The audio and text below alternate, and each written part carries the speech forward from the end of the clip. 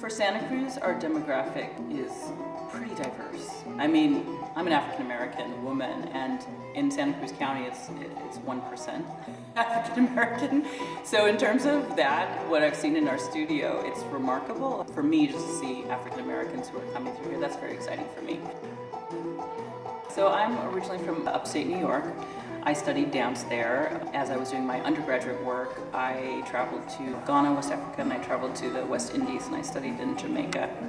Often you have this call and response that happens, and that's a very primal thing in cultures. Once the drumming starts, you are responding rhythmically to what they're saying, and they give you the cue to change to the next movement.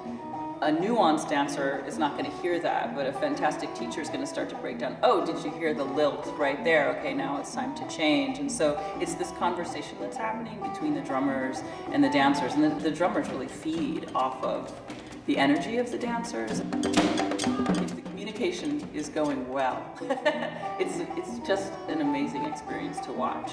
And as a dancer, you inspire the drummers and they inspire you, and as the energy rises and falls, it's a beautiful thing to see. Soon after finishing my undergraduate work, I met my husband. He was in Las Vegas. After living in the Caribbean and spending some time in Las Vegas, it was not where I wanted to be. Soon after that, we moved to Santa Cruz. So I started choreographing in the community, teaching at different studios within Santa Cruz. And I created a program, an evening-length performance called Diaspora, Food for Thought, and essentially it was exploring race and identity and culture in the United States through my own experience. And at that time, I was able to bring in some fantastic instructors, Sean Merriman Roberts, who teaches the Haitian class.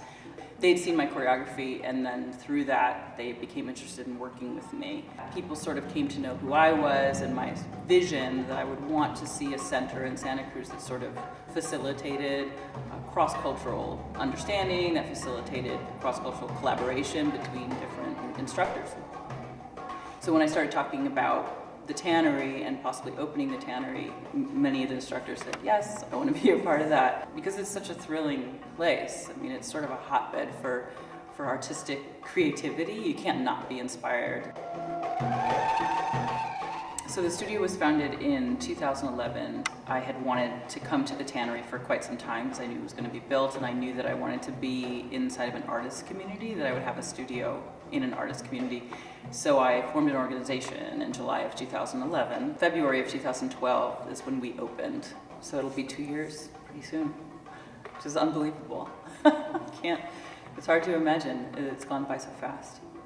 It's been great to develop it into a church.